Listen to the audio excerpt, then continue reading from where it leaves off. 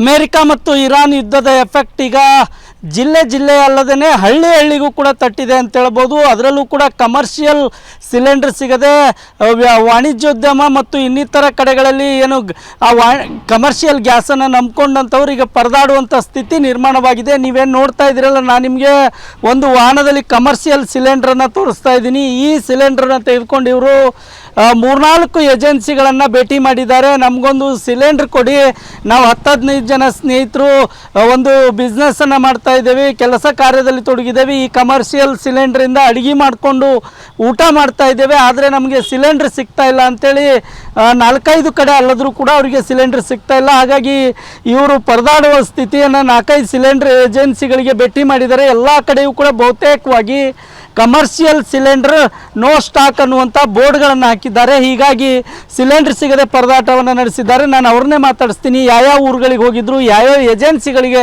ಭೇಟಿ ಕೊಟ್ಟರು, ಏನು ಹೇಳ್ತಿದ್ದಾರೆ. ಸರ್, ಏನಾಗ್ತಾ ಇದೆ? ಸಿಲಿಂಡರ್ ಸಿಗ್ತಾ ಇಲ್ವಾ? ಕಮರ್ಷಿಯಲ್ ಸಿಲಿಂಡರ್ ಏನು ಹೇಳ್ತಿದ್ದಾರೆ? ಕಮರ್ಷಿಯಲ್ ಅಂದರೆ ಇಲ್ಲ ಅಂತೇಳಿ ಒಳ್ಳೆ ಕಳ್ಸಕ್ಕೆ ಕುಂತಾರೆ ರಿಟರ್ನ್. ನಾನು 4-5 ಏಜೆನ್ಸಿ ಇಲ್ಲೇ ಲಿಂಗ್ಸೂರಲ್ಲೇ ಕೇಳಿದಿವಿ ರೀ, ಇಲ್ಲ ಅಂತೇಳಿ ರಿಟರ್ನ್ ಕಳ್ಸಕ್ಕೆ ಕುಂತಾರೆ. ಇರಾನ್ ಅಮೇರಿಕ ನಡುವೆ ಯುದ್ಧ ನಡೆದ ಸಂಬಂಧ ಸಡನ್ಲಿ ಬಂದ್ ಮಾಡಿರಿ. ಈಗ ಊಟಕ್ಕೆ ಪರಿಸ್ಥಿತಿ ಭಾಳ ಗಂಭೀರ ಆಗೈತ್ರಿ, ಇನ್ನೂ ಮುಂದೆ ಜಾಸ್ತಿ ಆಗತ್ತೆ ರೀ. ಇದು ಸಡನ್ಲಿ ಒಳ್ಳೆ ಗ್ಯಾಸ್ ಕೊಡ್ಬೇಕಂತೇಳಿ ಸರ್ಕಾರಕ್ಕೆ ಮನವಿ ಮಾಡ್ಕೊಂತೀವಿ ಅಷ್ಟೇ, ಮತ್ತೇನಲ್ರಿ. ಪೂರ್ತಿ ಇದು ಉಣೋದನ್ನ ಕಸಂದಂಗೆ ಆಯ್ತು ಈಗ ಸಡನ್ಲಿ. ನಾವು ಲಿಂಗ್ಸೂರಿಂದ ಮಾತಾಡಿದ್ರಿ ಈಗ.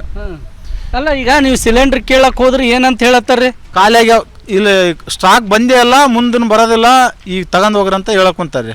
ಮುಂದೆ ಬರೋದೇ ಬರ್ಲಾರ್ದು ಏನು ಸರಿಗೆ ಹೇಳ್ತಾ ಇಲ್ರಿ. ಈಗಿಲ್ಲ, ಸ್ಟಾಕ್ ಇಲ್ಲ, ಕುಂತಾರ್ರಿ. ಎಲ್ಲೆಲ್ಲಿ ಭೇಟಿ ಕೊಟ್ಟಿದ್ರಿ? ಏನು ಕೆಲಸ ಮಾಡ್ತೀರಿ ನೀವು? ಈಗ ಏನಾಗ್ಯದ ಪ್ರಾಬ್ಲಮ್ ಏನು?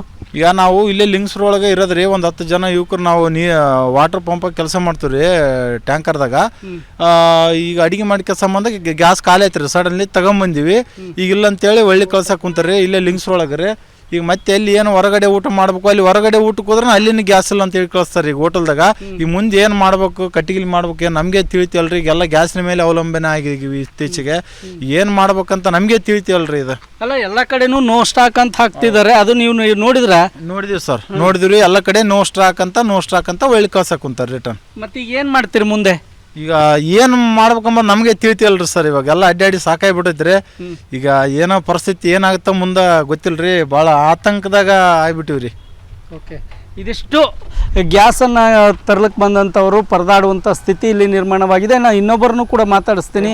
ಸೊ, ಏನು ಸಮಸ್ಯೆ ಆಗ್ತಾ ಇದೆ ಸರ್? ಅದು ಸಮಸ್ಯೆ ಏನಂತ ನಮಗೂ ಗೊತ್ತಿಲ್ಲರಿ.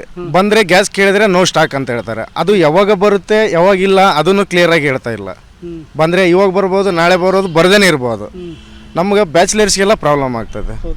ಈಗ ಹೋಟ್ಲಾಗ ಬೇಕಂದ್ರೆ ಇದು ಗ್ಯಾಸ್ ಬೇಕೇ ಬೇಕು. ಅಲ್ಲಿ ಹೋಟ್ಲಲ್ಲೂ ಮಾಡ್ತಾ ಇಲ್ಲ, ಗ್ಯಾಸ್ ಇಲ್ಲ ಇವಾಗ. ಸಮಸ್ಯೆ ಈಗ ಪರಿಹಾರ ಅಂದರೆ ಸರ್ಕಾರನೇ ಹೇಳ್ಬೇಕು ನಮಗೆ ಉತ್ತರ. ನಾವು ಏನು ಮಾಡೋಕ್ಕಾಗತ್ತೆ ಇಲ್ಲಿ? ಇದಿಷ್ಟು ಕಮರ್ಷಿಯಲ್ ಗ್ಯಾಸ್ ಸಿಲಿಂಡರ್ನ ತರ್ಲಿಕ್ಕೆ ಬಂದಂಥವ್ರು ಹೇಳುವಂಥ ಮಾತಾಗಿದೆ. ಎಲ್ಲ ಕಡೆಯೂ ಕೂಡ ನೋ ಸ್ಟಾಕ್ ಅಂತ ಬೋರ್ಡ್ ಹಾಕ್ತಾ ಇದ್ದಾರೆ. ನಾವು ಈ ಒಂದು ಕಮರ್ಷಿಯಲ್ ಸಿಲಿಂಡ್ರನ್ನು ನಂಬಿಕೊಂಡು ಜೀವನ ಮಾಡುವಂಥವ್ರು ಈಗ ಏಕಾಏಕಿಯಾಗಿ ನೋ ಸ್ಟಾಕ್ ಅಂತ ಹೇಳಿದರೆ ನಾವು ಎಲ್ಲಿಗೆ ಹೋಗೋದು ಅನ್ನುವಂಥ ಪ್ರಶ್ನೆಯನ್ನು ಮಾಡ್ತಾ ಇದ್ದಾರೆ. ಹಾಗಾಗಿ ಸಂಬಂಧಪಟ್ಟವರು ಈ ಕಡೆ ಗಮನ ಹರಿಸಬೇಕು ಅನ್ನುವಂಥದ್ದು ಇವರ ಬೇಡಿಕೆಯಾಗಿದೆ. ರಾಯಚೂರಿಂದ ಕ್ಯಾಮ್ರಾಮನ್ ಶ್ರೀನಿವಾಸ್ ಜೊತೆ ಜಗನ್ನಾಥ್ ಪೂಜಾರ್, ಏಷ್ಯಾನೆಟ್ ಸುವರ್ಣ ನ್ಯೂಸ್.